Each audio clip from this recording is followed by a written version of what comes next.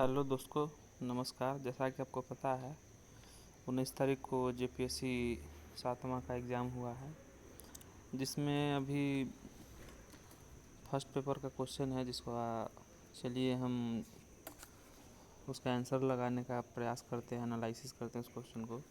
पहला क्वेश्चन, अंग्रेज़ों का झारखंड में प्रथम प्रवेश किस ओर से हुआ है। इसका आंसर आपका हो जाएगा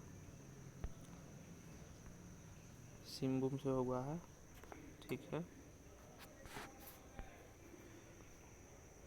भूमिज विद्रोह के नेता कौन है? तो भूमिज विद्रोह के नेता कौन है, इसका आंसर आपका हो जाएगा गंगा नारायण हो जाएगा। भारत में विदेशियों में बहुतायत में निर्यात की जाने वाली आम की कौन सी प्रजाति है? ये अल्फांसो की प्रजाति है, जो मुख्यतः महाराष्ट्र क्षेत्र में होता है। इसको जीआई टैग भी मिला है। मुगलों के समय झारखंड का प्रदेश डैश के नाम से जाना जाता था। तो देखिए, ये जो है ये कुकड़ा के नाम से जाना जाता था। घुमकुड़िया का तात्पर्य क्या है? तो घुमकुड़िया का तात्पर्य क्या है? घुमकुड़िया का तात्पर्य होता है युवागिरी होता है। निम्नलिखित में से किस पर्व से पहाड़ी खड़िया की आर्थिक स्थिति उजागर होती है? इस क्वेश्चन में कुछ डाउट है, मगर इसका क्वेश्चन मेरे अंदाज से बी होना चाहिए। जेठ नवा सिखा सिया। किस आदिवासियों का निवास स्थान टंडा के नाम से जाना जाता है? ये 7 नंबर क्वेश्चन है, तो इसमें इसका आंसर होगा बिरहोर होगा। देखिए 8 नंबर क्वेश्चन है, किस आदिवासियों में विधवा पुनर्विवाह को मयारी कहते हैं? इसमें हो जाएगा आपका हो जाएगा कोडवा हो जाएगा।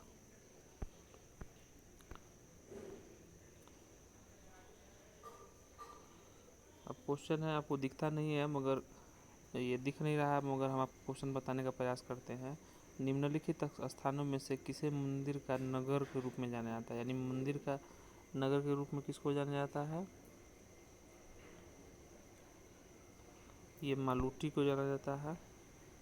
सही है।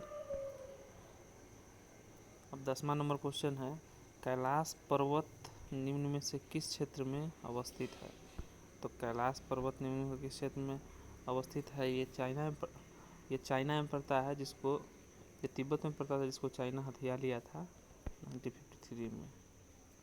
चलिए, पालकोटा की गुफाओं डैश में अवस्थित है, यानी पालकोटा का गुफा जो है वो कहाँ अवस्थित है? तो ये आपका जो है पालकोटा का गुफा अवस्थित है गुमला में अवस्थित है। लोहा गलाना किस आदिवासी का एक पारंपरिक पेशा था? तो ये असुर का हो गया।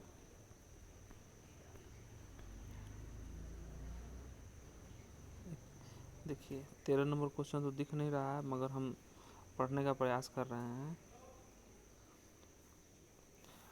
इसमें कहता है टैक्स ऑफ ऑल इनहेरिटेंस, मतलब वंशानुगत संपत्ति के बिक्री पर कौन सा कर लगाया जाता है?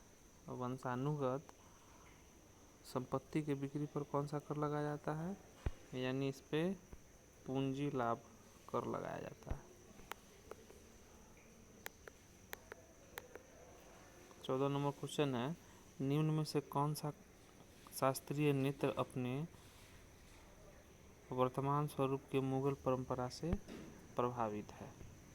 तो ये आपका कथक हो जाएगा। ऐसे कथक आपको पूछेगा तो ये आपका उत्तर भारत का है। मोहिनी अट्टम पूछेगा तो ये केरल का है। भारतनाट्यम पूछेगा तो ये तमिलनाडु का है। कथकली पूछेगा तो ये केरल का है। और केरल में आपका ओनम भी आता है। और तमिलनाडु का नृत्य आपका एक और पोंगल भी है। तो आप इसको ऐसे याद कर सकते हैं। विश्व की सर्वाधिक समस्थानिक जलीय घास फूस कौन है? जिसको हम लोग स्थानीय भाषा में जलकुंभी के नाम से जानते हैं। तो ये जो है आपका इक्छोनिया है। देखिए इसमें टिक लगा हुआ था एजोला, लेकिन एजोला जो है जैव ईंधन के लिए प्रयोग होने वाला पौधा है, लेकिन इसका जो सही आंसर होगा, इसका सही आंसर होगा कौन, इक्छोनिया होगा। कहता है निम्न में से परमाणु बिजली घर और राज्य का कौन सा मेल गलत है, यानी कौन सा मेल गलत है ये बताना है। तो देखिए कल्पकम ये तमिलनाडु में है, ये पहला क्वेश्चन जो है वही गलत है। कल्पकम जो है ये तमिलनाडु में है। काकड़ापड़ा गुजरात में सही है। कुंडकुलम तमिलनाडु में सही है। थर्ड फेज है जो रसिया की मदद से बनाया गया था। कैगा जो है उत्तर प्रदेश में है, जो सबसे अधिक बिजली उत्पादन करने का में सक्षम है अभी।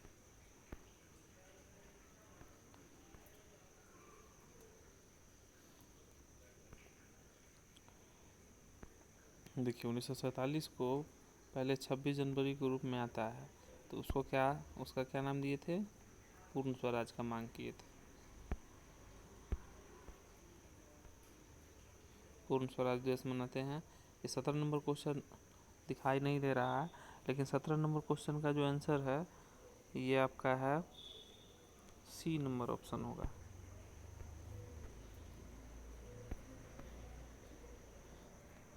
उन्नीस नंबर क्वेश्चन, निम्न में से कौन सा सर्वाधिक घरेलू रासायनिक प्रदूषण का कारण है, यानी सर्वाधिक घरेलू रासायनिक प्रदूषण का कारण क्या है, कोयला का जलाना। अब हम ले रहे हैं 20 नंबर क्वेश्चन। तो 20 नंबर क्वेश्चन में पूछता है निम्न में से कौन सा लौह धातु का एक अयस्क है, यानी लौह धातु का अयस्क कौन है, आपका हेमेटाइट है। तो हेमेटाइट का आपको सूत्र फॉर्मूला भी पूछ सकता है। तो हेमेटाइट का फॉर्मूला क्या होता है, हेमेटाइट का फॉर्मूला हो जाएगा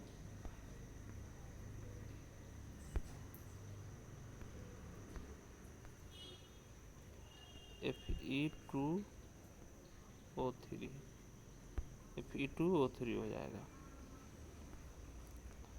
निम्न में से किसे 2019 में कुश्ती में राजीव गांधी खेल रत्न पुरस्कार दिया गया है। तो कुश्ती में राजीव गांधी खेल रत्न पुरस्कार किसको मिला है, बजरंग पुनिया को मिला। संयुक्त राष्ट्र द्वारा मानव अधिकारों की विश्वव्यापी घोषणा को कब अपनाया गया, तो ये आपका 10 दिसंबर 1948 को अपनाया गया। ये सही है। निम्न में से किन्हें भारत के अंतरिक्ष कार्यक्रम का जनक माना जाता है। तो अंतरिक्ष कार्यक्रम का जनक कौन है, विक्रम साराभाई है। भारत में दूसरी सबसे बड़ी जनजाति कौन है, भारत में दूसरी सबसे बड़ी जनजाति आपका गोंड है।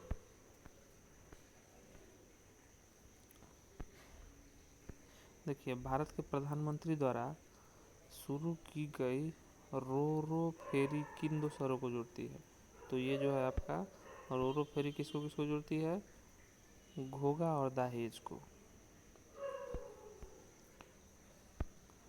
निम्न में से कौन सा आपदा के बाद का उपाय है, पुनर्निर्माण। नेक्स्ट क्वेश्चन है 27, ब्रिटिश प्रधानमंत्री विंस्टन चर्चिल ने नोबेल साहित्य पुरस्कार जीता था, किस क्षेत्र में, साहित्य के क्षेत्र में जीता था। देखिए नेक्स्ट क्वेश्चन है 28 नंबर, निम्नलिखित भारत के राज्यों में कौन सा राज्य सर्वाधिक वनाच्छादित वाला है। ऐसे वनाच्छादित सबसे अधिक आपका एमपी है, लेकिन इसमें ऑप्शन नहीं दिया हुआ है, जिसके कारण इसमें क्या हो जाएगा, मिजोरम हो जाएगा। देखिए राष्ट्रीय आपदा प्रबंधन प्राधिकरण का गठन कब किया गया था, आपका 2005 में किया गया था, जिसके अंतर्गत एनडीआरएफ का national disaster authority of India जो है उसका भी स्थापना किया गया था, और इसको मॉनिटरिंग कौन करते हैं, होम मिनिस्टर। भारत में देखिए भारत में दो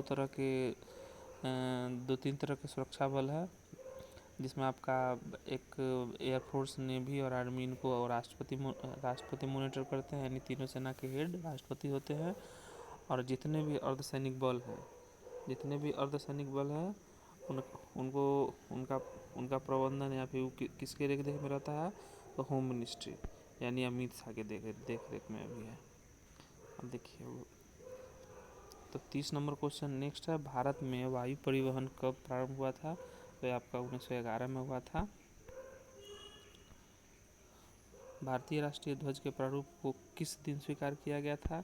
तो भारतीय राष्ट्रीय ध्वज को जो आपका जो है 22 जुलाई 1947 को स्वीकार किया गया था। नेक्स्ट क्वेश्चन है 32 नंबर, भारत में राष्ट्रीय मानवाधिकार आयोग का वर्तमान में अध्यक्ष कौन है? तो राष्ट्रीय मानवाधिकार का वर्तमान में अध्यक्ष है न्यायमूर्ति एच.एल. लत्तू है, जो सुप्रीम कोर्ट के रिटायर्ड चीफ जस्टिस है। चलिए 33 नंबर क्वेश्चन है, किस राज्य में सौर ऊर्जा के विकास की सर्वाधिक क्षमता है? किस राज्य में सौर ऊर्जा के विकास की सर्वाधिक क्षमता है? तो आपका राजस्थान हो गया।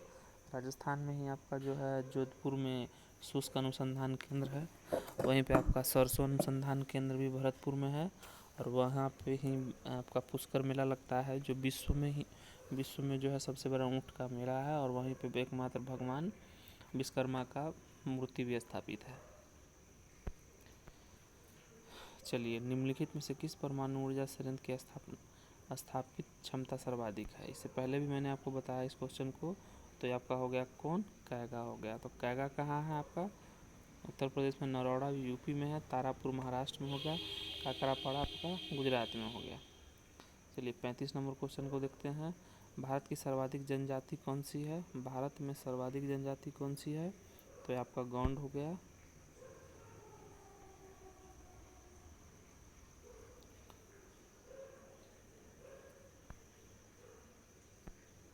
चलिए, टोडा जनजाति मुख्यतः कहाँ निवास करती है? तो टोडा जनजाति जो है मुख्यतः कहाँ निवास करती है? ये तमिलनाडु में निवास करती है। ये जो है चारागाह करने वाली जनजाति है, मुख्यतः नीलगिरी क्षेत्र में पाया जाता है, जहाँ नीलगिरी क्षेत्र जो कि आपका एक गांठ है पूर्वी और पश्चिमी क्षेत्र का, जो केरल और तमिलनाडु के बीच में और कर्नाटक में भी पड़ता है।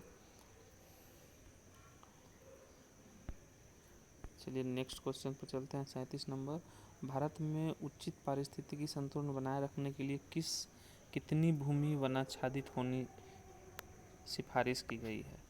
तो देखिए, इसके अनुसार जो है सिफारिश किया गया होना चाहिए 33% होना चाहिए, और अभी हाल ही में जो है वन रिपोर्ट जारी किया गया था, जो 2 साल पे वन रिपोर्ट जारी किया जाता है, जिसमें आपका जो है सबसे अधिक वन आपका परसेंटेज में आपका मध्य प्रदेश में है, और वन क्षेत्र बढ़ने के मामले में कर्नाटक में बढ़ा है।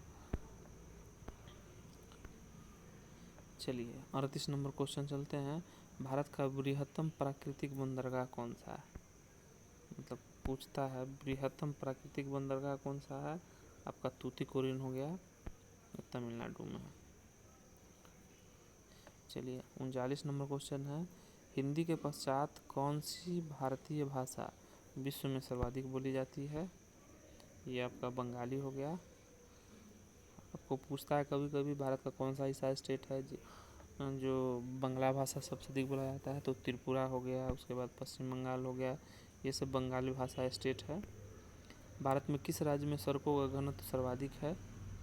भारत में किस राज्य में सड़कों का घनत्व सर्वाधिक है? तो ऑप्शन के अनुसार हम चलेंगे, केरल हो जाएगा। भारतीय चारागाह एवं चारा अनुसंधान केंद्र कहाँ है? भारतीय चारागाह एवं चारा अनुसंधान केंद्र आपका झांसी में है। चलिए, निम्नलिखित में से काल क्रमानुसार व्यवस्थित कीजिए, मतलब इसको जो है काल क्रमानुसार व्यवस्थित करना है। तो चलिए इसका आंसर देखते हैं क्या होगा। तो इसका जो आंसर होगा, इसका आंसर ABC हो जाएगा, सी नंबर ऑप्शन हो जाएगा। चलिए, मौर्य साम्राज्य ने 43 number question, next question, Maurya साम्राज्य के पेशावर के निकट उत्तर पश्चिम भाग में अशोक के शिलालेख मिले हैं, तो वो किस लिपि के? देखिए, अरेमाइक लिपि के अभिलेख हैं,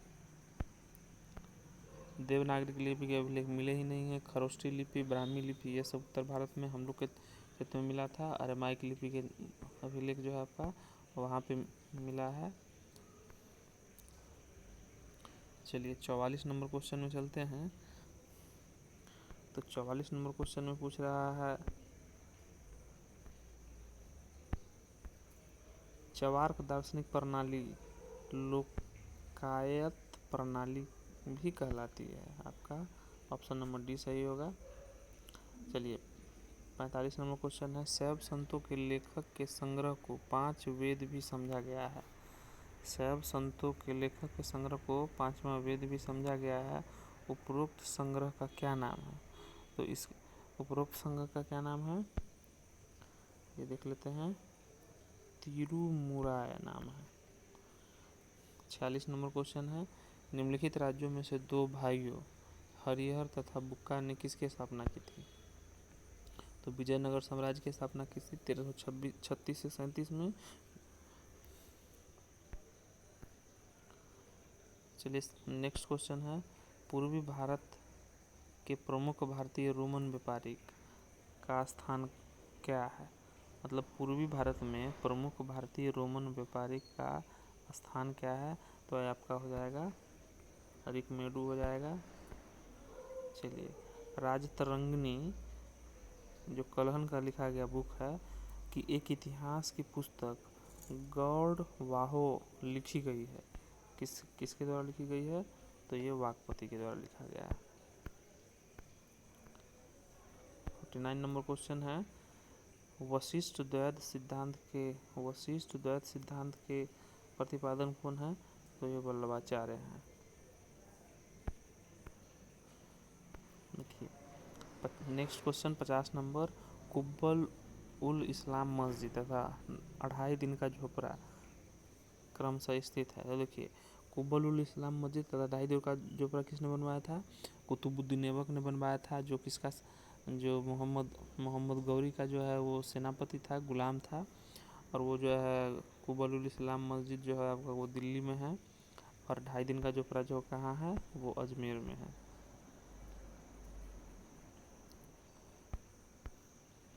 मध्यकाल की सरकार एक समग्र संरचना थी, ये विलय था। तो देखिए मध्यकाल की सरकार एक समग्र संरचना थी, ये एक विलय था। फारस, अरब, तुर्क, मंगोल एवं भारतीय तत्वों का। चलिए नेक्स्ट क्वेश्चन चलते हैं 52 नंबर, प्रथम भारतीय शिक्षा आयोग की नियुक्ति किसने और किस वर्ष की थी? तो आपका हो गया ये 1905 में। आयोग जितने भी भारत में लगभग आयोग आए हैं उसमें से लॉर्ड कर्जन जो है, जो बंगाल का विभाजन किए थे, वो जो है आयोग का लॉर्ड कर्जन जो है वो आयोग के गवर्नर के नाम से ही जाने जाते हैं। जैसे आपका विश्वविद्यालय आयोग लाया, काल आयोग लाए, आपका ये सब है। तो ये जो है इनके शासनकाल में जो है बहुत ही आयोग भारत में आया था और बहुत ही डेवलप भी हुआ था। भारत में बहुत तरह का प्रथा को बंद भी किया गया था, और एक क्रूर शासक भी थे जो बंगाल का विभाजन भी किए थे। इसको बाद में फिर रद्द कर दिया गया था 1911 में। चलिए नेक्स्ट क्वेश्चन चलते हैं 53, भू राजस्व की अस्थायी बंदोबस्त एवं रैयतवारी प्रणाली शुरू की गई थी? तो भू राजस्व मद्रास एवं बंगाल में। आधुनिक भारत के इतिहास में निम्नलिखित घटनाओं का कालक्रम के अनुसार सजाइए। तो देखिए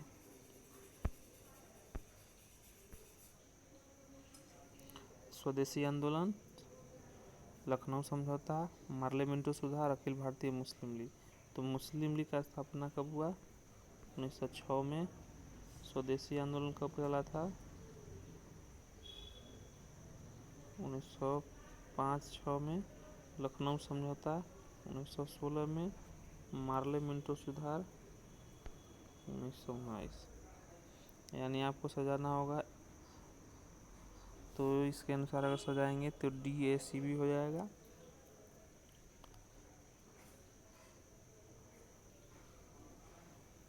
ठीक है, DACB सही है।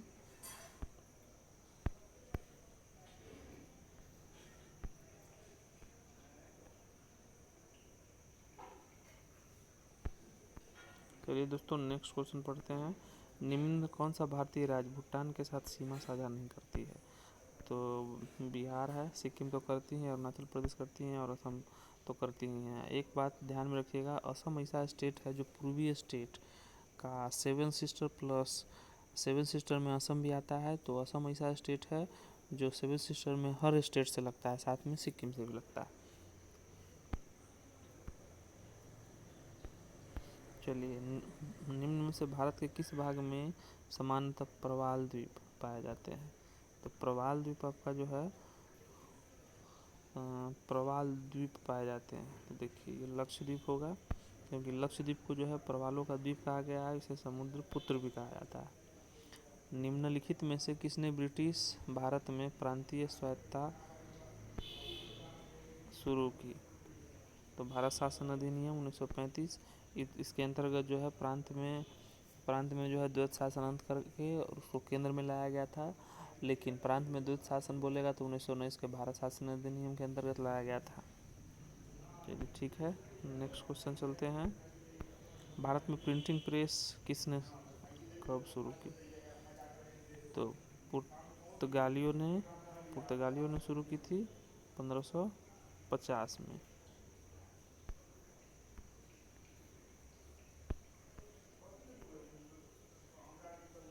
भारत में निम्न में से किस तटीय प्रदेश में उत्तर पूर्वी मानसून से वर्षा होती है?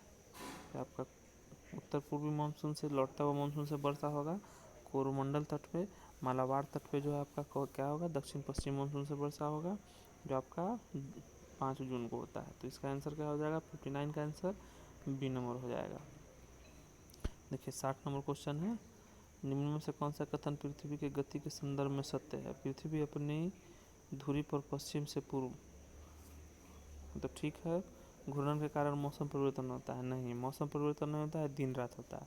पृथ्वी के सूर्य के चारों ओर चक्कर लगाने के कारण पृथ्वी के सूर्य के चारों ओर चक्कर लगाने के कारण ही धरती पर दिन रात होता है?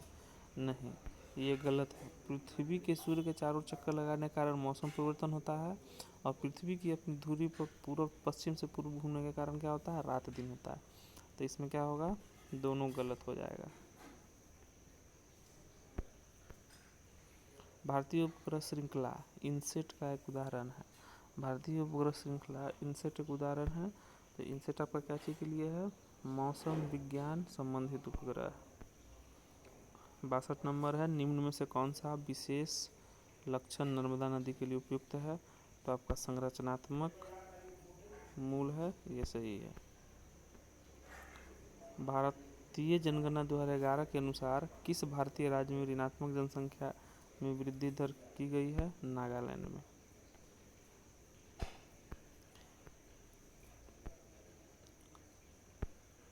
देखिए, निम्न में से कौन सा कथन भारत के लेटेराइट मिट्टी के संदर्भ में सत्य है? लेटेराइट मिट्टी उच्च ताप एवं भारी वर्षा वाले क्षेत्र में विकसित होती है। लेटेराइट मृदा जैविक समृद्ध होते हैं, पश्चिम बंगाल, असम और उड़ीसा में पाए जाते हैं। तो इसका आंसर क्या होगा? सी नंबर होगा, केवल एक सत्य है।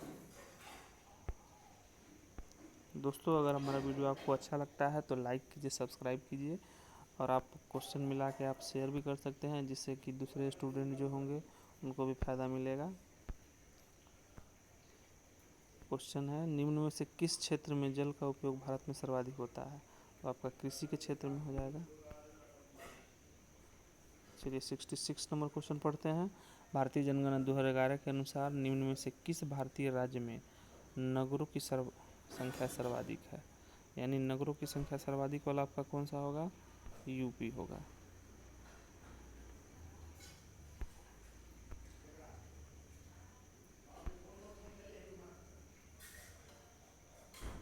सिक्सटी सेवन में कहता है निम्न में कौन सुमेलित नहीं है?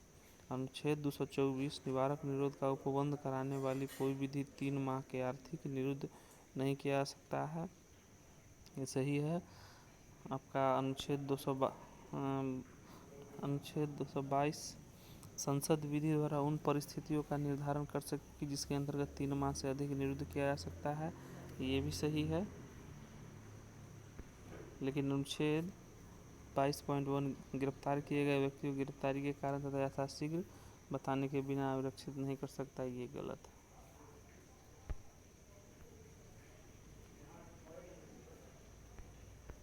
चलिए दोस्तों, नेक्स्ट क्वेश्चन चलते हैं। 68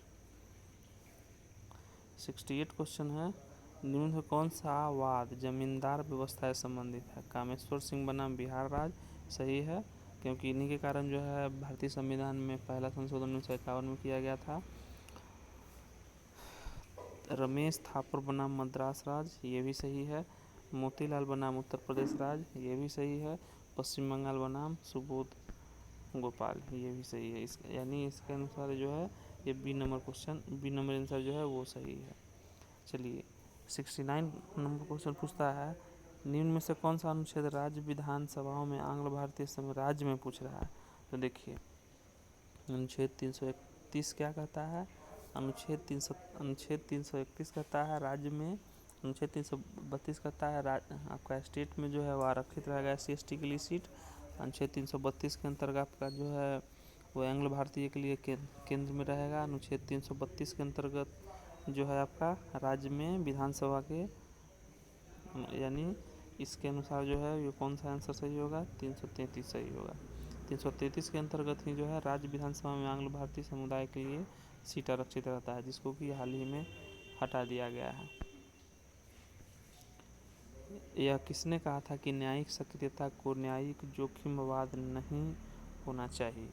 तो इसने बोला था न्यायमूर्ति PN भगवती, और PIL जो है वो इन्हीं का देन है।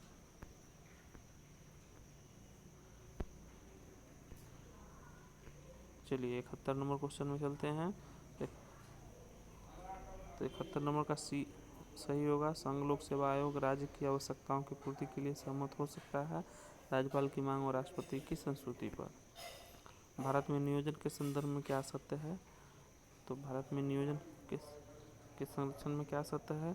तो ऑप्शन नंबर बी सत्य है, यानी इसमें सभी सही है।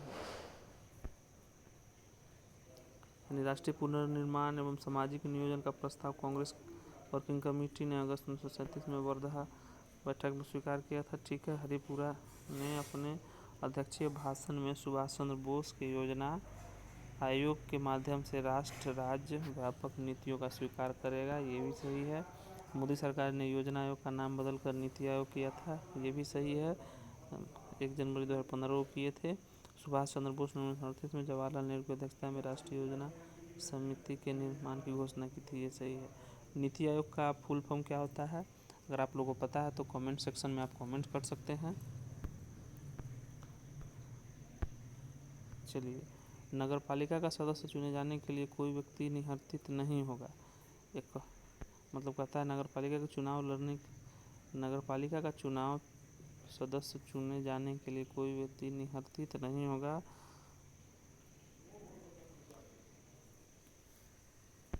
यानी बोलता है 21 साल की आयु सीमा पर, यानी 21 साल की सीमा अगर आपका आयु हो गया है उसके बाद जो है आप उसका चुनाव लड़ सकते हैं। तो नगर पालिका जो है किस संशोधन से आया था? 74वां संविधान संशोधन से आया था। चलिए नेक्स्ट क्वेश्चन 74 नंबर चलते हैं। Democracy and development in India from socialist to pro business नामक पुस्तक के लेखक कौन है? तो इसका कौन है? अतुल कोहली है। चलिए नेक्स्ट क्वेश्चन है 75 नंबर क्वेश्चन। सुशासन के संदर्भ में निम्नलिखित में कौन सा सत्य नहीं है? सुशासन के संदर्भ में निम्नलिखित में कौन सा सत्य नहीं है? धार्मिक एवं भावुकता, यानी सुशासन अगर आपको अच्छा से चलाना है तो धार्मिक एवं भावुकता नहीं होना पड़ेगा आपको। चलिए नेक्स्ट क्वेश्चन चलते हैं। 76 नंबर क्वेश्चन है, भारत में कर निर्दिष्टीकरण के संवैधानिक प्रावधानों के तहत निम्न में से कौन सा कर है जो पूरी तरह से राज्यों द्वारा लगाया एवं वसूला जाता है? तो भू राजस्व कर है। देखिए निगम कर आपका केंद्र सरकार लगाती है, GST कर भी केंद्र सरकार लगाती है, आयकर जो है आपका वो केंद्र सरकार लगाती है, और राज्य सरकार के द्वारा लगाया गया कर कौन सा है? भू राजस्व कर हो गया। उसके बाद कभी कभी टोल प्लाजा टैक्स भी होता है। उसके बाद आप जो है मनोरंजन कर जो है वो भी लगाती है स्टेट गवर्नमेंट, वो होती है। तो पंचायतों, हम नेक्स्ट क्वेश्चन है, पंचायतों की वित्तीय अवस्था का मूल्यांकन करने के लिए वित्त आयोग का गठन का प्रावधान किसको प्राप्त है? यानी पंचायत को जो पैसा मिलता है उसको उसके लिए वित्त आयोग का गठन का प्रावधान किसको प्राप्त है? तो राज्य के गवर्नर को प्राप्त है। नेक्स्ट क्वेश्चन 78 नंबर है। भारतीय राजकोषीय संघवादी व्यवस्था में संसाधनों का केंद्र द्वारा राज्यों को आवंटन किया जाता है। वर्तमान में निम्न में से कौन सा संसाधन के आवंटन का एक माध्यम नहीं है? तो इस क्वेश्चन का आंसर आपका क्या हो जाएगा? गॉडगिल सूत्र के अंतर्गत, गॉडगिल फार्मूला के अंतर्गत ही जो आपको स्पेशल स्टेट का दर्जा देते हैं, जिसके अनुसार अभी भारत में 10-11 गो स्टेट है। चलिए नेक्स्ट क्वेश्चन चलते हैं। 79 नंबर क्वेश्चन, निम्न में से कौन सा सही क्रम है जिसे दर्शित विकास के मापकों को प्रस्तावित करता है? तो इसका आंसर आपका क्या हो जाएगा? ये प्रति व्यक्ति आय और PQL और HDI ह्यूमन डेवलपमेंट इंडेक्स हो गया। चलिए, भारत में केंद्रीय बजट में राजकोषीय घाटे का तात्पर्य क्या है? भारत में केंद्रीय बजट में राजकोषीय घाटे का तात्पर्य क्या है? इसका हो जाएगा ऑप्शन नंबर बी सही हो जाएगा। राजकोषीय घाटा बताता है कि सरकार को अपने खर्चों को पूरा करने के लिए कितने और पैसे की ज़रूरत होती है। ठीक है, नेक्स्ट क्वेश्चन चलते हैं। भारत की दूसरी पंचवर्षीय योजना जो कब से कब तक चली थी? 1956 से 61 तक। विकसित एवं आर्थिक मॉडल किस पर आधारित है?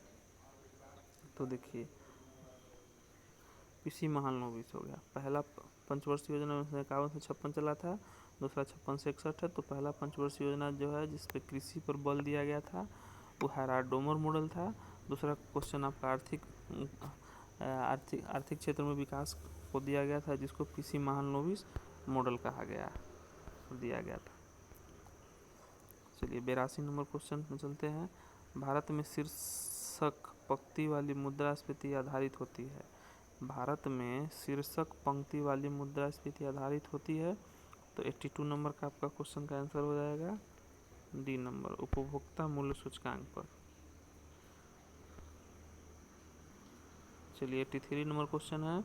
नीति आयोग ने प्रत्येक राज्य या संघ राज्य क्षेत्र के लिए समेकित सूचकांक का विकास किया है, जो प्रत्येक साधारणीय विकास के लक्ष्य की ओर होने वाली प्रगति को संकलित करता है और राज्यों को प्राप्तिकर्ता, अग्रणी, निष्पादन एवं आकांक्षी में वर्गीकृत करता है। इस समेकित सूचकांक में आधार पर कौन सा राज्य अग्रणी है? मतलब इस क्वेश्चन का आंसर क्या होगा? इस क्वेश्चन का आंसर आपका हो गया B number question, B number answer हो जाएगा। नेक्स्ट क्वेश्चन चलते हैं। 84 नंबर क्वेश्चन है। देश के 29 राज्य एवं 6 केंद्रशासित क्षेत्रों में 312 शहरों कस्बों में आच्छादित भारत सरकार के राष्ट्रीय वायु गुणवत्ता मॉनिटरिंग कार्यक्रम के अंतर्गत किस मिश्रण को सभी जगहों पर नियमित मॉनिटरिंग के लिए चिन्हित किया गया है? तो 84 नंबर का आंसर आपको क्या है? 84 नंबर का आंसर आपका सी हो गया आंसर। 85 नंबर क्वेश्चन है। निम्न में से कौन सा एक संस्था ब्रेटन वुड्स संस्था से संबंधित नहीं है? संयुक्त राष्ट्र संघ।